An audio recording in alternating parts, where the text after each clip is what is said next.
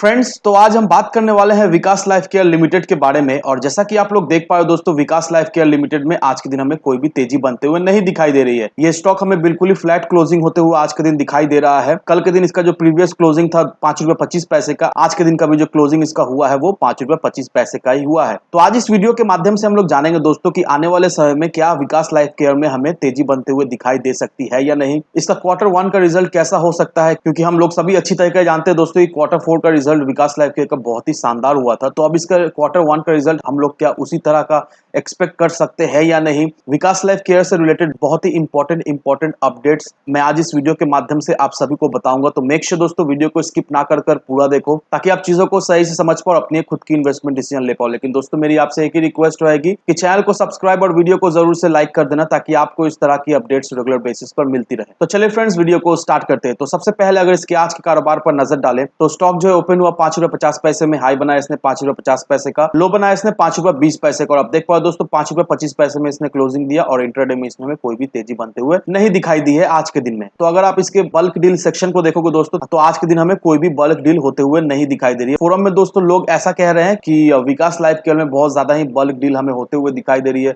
बहुत ज्यादा क्वांटिटी में विकास लाइफ केयर में हमें खरीदारी होते हुए दिखाई दे रही है। लेकिन रियलिटी में दोस्तों यहाँ पर देखो दोस्तों, बल्क डील सेक्शन बिल्कुल ही नील जा रहा है। बल्क डील सेक्शन में हमें कोई भी बल्क डील होते हुए नहीं दिखाई दे रही है विकास लाइफ केयर में। अब दोस्तों आप सभी लोगों को पता ही होगा कि विकास लाइफ केयर आखिर करती क्या है, तो ये चीज मैं आपको फिर से नहीं बताने जाऊंगा। लेकिन आपको कुछ चीजें जानना बहुत ही जरूरी है अगर आप विकास लाइफ केयर में इन्वेस्टेड हो या फिर आप सोच रहे हो अभी फिलहाल इन्वेस्ट करने का। तो सबसे पहले दोस्तों विकास लाइफ केयर के प्रो एंड कॉन्स को देख लेते हैं। तो यहाँ पर आपको विकास लाइफ केयर का बहुत सारा प्रोज दिखाई दे रहा होगा। यहाँ पर देखो दोस्तों, पहला जो प्रोज निकल कर आ रहा है, कंपनी जो है अपना डेट जो है वो रिड्यूस कर रही है।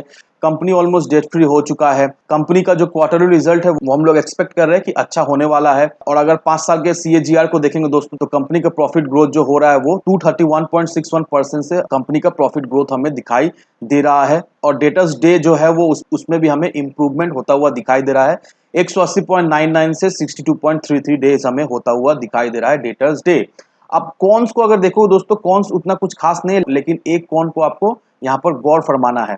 तो वो क्या कौन है वो मैं आपको बता दे रहा हूँ। सबसे पहला जो कौन इसका निकल कर आ रहा है, कंपनी का जो प्रमोटर्स होल्डिंग है वो बहुत ही कम है, 15% का प्रमोटर्स होल्डिंग हमें दिखाई दे रहा है। तो ये कुछ ताज्जुब करने वाला बात है नहीं दोस्तों, क्योंकि हम लोग सभी अच्छी तरह जानते हैं कि विकास लाइफ केयर एक पेनी स्टॉक है। और ऑलमोस्ट सारे पेनी स्टॉक के प्रमोटर्स होल्डिंग्स को आप उठाकर देख लो दोस्तों, सारे इसी तरह के प्रमोटर्स होल्डिंग आपको दिखाई देगी किसी भी पेनी स्टॉक के कंपनी में। और दूसरा जो कौन निकल कर आ रहा है, कंपनी का जो इक्विटी रिटर्न है वो बहुत ही कम है 3 सालों में।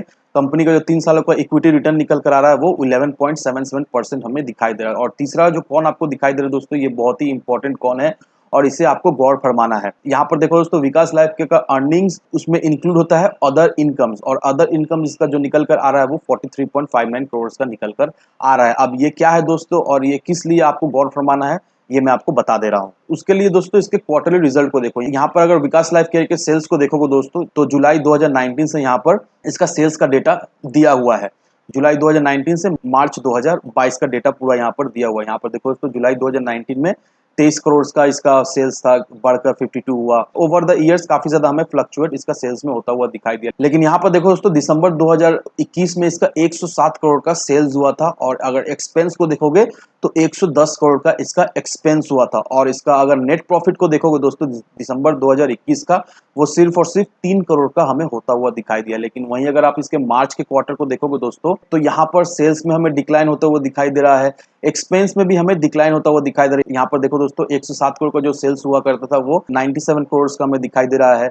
एक्सपेंस जो 110 करोड़ का हुआ करता था वो 96 करोड़ का हमें दिखाई दे रहा है। सेल्स कम होने के बावजूद भी इसका जो नेट प्रॉफिट निकल कर आया है मार्च के महीने में वो हमें 22 करोड़ का दिखाई दे रहा है। तो देखो दोस्तों, सेल्स कम होने के बावजूद भी इसका जो प्रॉफिट है उसमें हमें बढ़ोतरी होते हुए दिखाई दिया। क्यों बढ़ोतरी होते हुए दिखाई दे रही है दोस्तों, अब यहाँ पर देख लो दोस्तों, इसका अदर्स इनकम में आपको यहाँ पर देखना है दोस्तों, अदर इनकम नॉर्मल, यहाँ पर इसका जो है यहाँ पर जो निकल कर आ रहा है वो 30.72 करोड़ का अदर इनकम नॉर्मल हमें दिखाई दे रहा है। अब ये अदर इनकम नॉर्मल का मतलब क्या होता है दोस्तों, यहाँ पर देखो दोस्तों, यहाँ पर पूरा क्लियरली डेफिनेशन यहाँ पर आपको मेंशन किया हुआ है। यहाँ पर जो आपको पहला पॉइंट दिखाई दे रहा होगा अदर इनकम का डेफिनेशन में, यहाँ पर देखो दोस्तों, selling activities such as interest और लोन। और जो सेकंड पॉइंट जो निकल कर आ रहा है वो contractual earning such as legal damages और जो तीसरा पॉइंट निकल कर आ रहा है दोस्तों वो है accounting adjustment such as gain और फॉरेन एक्सचेंज कन्वर्जन। तो ये रहा डिफिनेशन अदर इनकम का। और यहाँ पर आपको ये चीज देखना है कि विकास लाइफ केयर के ग्रेजुअली Q4 में सेल्स में इसका हमें एक डिक्लाइन होता हुआ दिखाई दिया है, और सेल्स में डिक्लाइन होने के बावजूद भी इसका जो नेट प्रॉफिट निकल कर आ रहा है आफ्टर टैक्सेस, उसमें हमें एक अच्छा खासा बढ़ोतरी होते हुए दिखाई दिया है। करीब करीब 22 करोड़ का हमें इसका नेट प्रॉफिट होता हुआ दिखाई दे रहा है। तो ये फैक्टर आपको कंसिडर करना है विकास लाइफ केयर में इन्वेस्ट करने से पहले, क्योंकि अदर इनकम बहुत ही एक क्रूशियल रोल प्ले किया था लास्ट क्वार्टर में विकास लाइफ केयर के नेट प्रॉफिट में। अगर अदर्स इनकम इसका कम होता तो लास्ट क्वार्टर में विकास लाइफ केयर का जो है वो Q4 का रिजल्ट में भी वो हमें नेगेटिव भी होता हुआ दिखाई दे सकता था, लेकिन अदर्स इनकम ने इसे बचा लिया है। तो इसे आपको कंसिडर करके चलना है इस स्टॉक में इन्वेस्ट करने से पहले। और आप सभी लोगों को तो अच्छी तरीके से पता होगा दोस्तों कि विकास लाइफ केयर एक पेनी स्टॉक है, और पेनी स्टॉक में तो रिस्क हमेशा बना ही रहता है। ज्यादा से ज्यादा आप कितना खोगे, अपना जो भी इन्वेस्टमेंट किया है आप उसका 100% खो सकते हो, या फिर जो भी इन्वेस्टमेंट किया है उसका 100 गुना 1000 गुना आपको प्रॉफिट भी हो सकता है। तो आपको ये भी चीज कंसिडर करके चलना है कि पेनी स्टॉक में हमेशा एक risk factor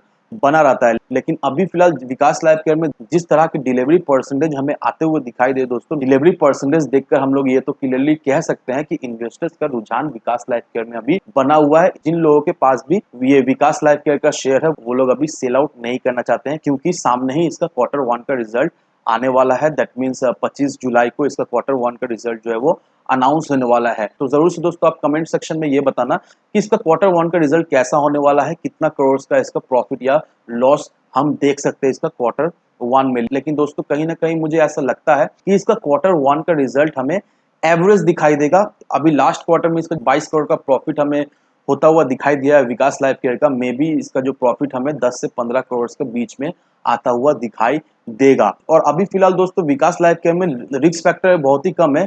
risk factor in the sense दोस्तों विकास लाइफ केयर में हमें फिलहाल अभी के लिए तो कुछ खास गिरावट होते हुए नहीं दिखाई दे सकती है, क्योंकि अच्छी बात यह है दोस्तों कि विकास लाइफ केयर जो है वो अपने 200 डेज मूविंग एवरेज के ऊपर हमें ट्रेड करता हुआ दिखाई दे रहा है। और अभी फिलहाल जिस लेवल पे विकास लाइफ केयर खड़ा है वो अभी फिलहाल अपने 50 डे मूविंग एवरेज के करीब विकास लाइफ केयर हमें ट्रेड करता हुआ दिखाई दे रहा है। तो अगर दोस्तों अगर आप सोच रहे हो विकास लाइफ केयर में फ्रेश एंट्री लेने का, तो सलाह यही रहेगी दोस्तों कि अभी इस लेवल पर आप फ्रेश एंट्री ना ही लो तो ही अच्छा है, क्योंकि 4 दिन बाद ही इसका Q1 का रिजल्ट देखने के बाद ही आप डिसाइड करो कि आपको इसमें एंट्री लेना है कि नहीं। क्योंकि Q1 का रिजल्ट कहीं ना कहीं दोस्तों थोड़ा सा हमें कम आता हुआ दिखाई देगा पिछले क्वार्टर के कंपेयर से।